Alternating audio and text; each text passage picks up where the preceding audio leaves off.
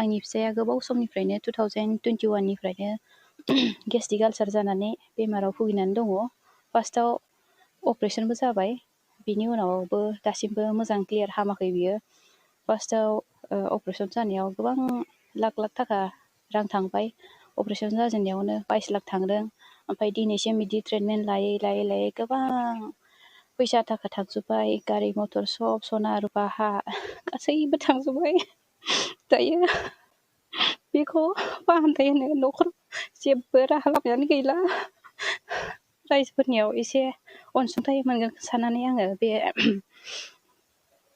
बे मिडियानि गेजेरजों आङो फोरमायहरनो सानदों। आरो BTC गभर्नमेन्टखौबो आङो खावलायनो सानदों जाहाथे आंनि फिसायखौ आङो ट्रिटमेन्टआव लांनो हायो। दायो मास मोनसेनिबो सम गैला बियो मोजां ट्रिटमेन्टआव लांनो हायाबा बियो डक्टरा माने थानाय नंला होनदों। बबे हस्पिटालाव? चेन्नाइ एपल' हस्पिटाल आरो हायद्राबाद एपल' हस्पिटालाव।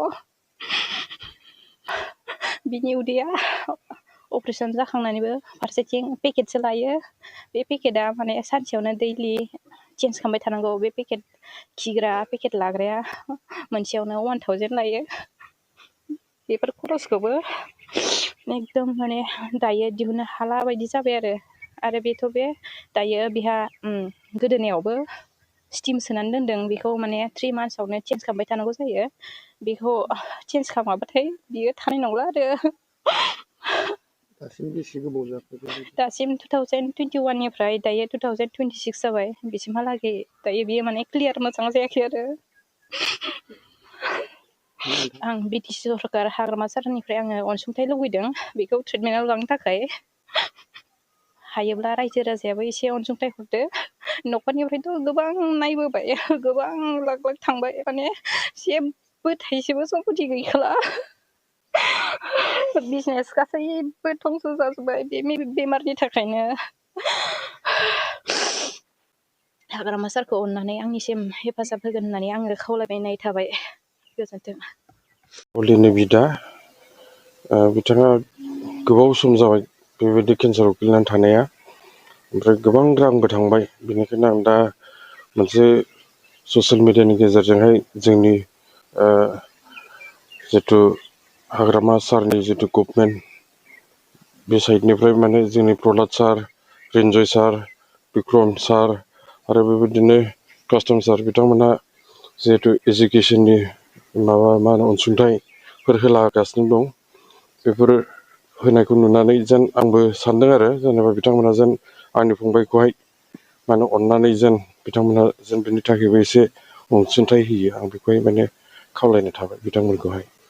एटलिस्ट बे 2021 निफ्राय जागायजेननानै दा 2021 निफ्राय स्टार्टिं जानानै आरो 2026 दासिम दंबाय थायो बेबायदिनो। आरो बेबायदिनो बियो माने 2022 आवहाय जोङो बेखौहाय चेन्नाइ एपल' हस्पिटालाव लांदोंमोन। बेवहाय मथा मथि बहुद खरसा जादों। बेवहाय माने फार्स्ट टाइमावनो जों जिहेतु 22L खौहाय जोङो माने गभमेन्ट माबानो डाक्टारनो होनांदों आरो बेबायदि। आरो बिदिनो चेकआप आरि लांबाय थानाय बहुद थांबाय। नियारलि 50Lसो माने थांबाय आरोना। 50 लाखनि बारबाय। हा हुबो गैला, जेबो उफाय गैला दायो। माने थैनायजों फैसाजों जाना दंबाय थायो। बेबायदि अबस्था जानानै दं आरो। बेनिखायनो आं खावलायदों। आरो लोगोसे जोंहा दा डिपुटि चिफ दं सार रिहन दैमारि। बिथाङाबो जेन जोंखौहाय गावनि मा होनो वकिल जिथु भटार्सजोंबो बिथाङा जेन अनसुंथाइ हरो। आं बेखौबो मोनसे खावलायनाय थाबाय आरो।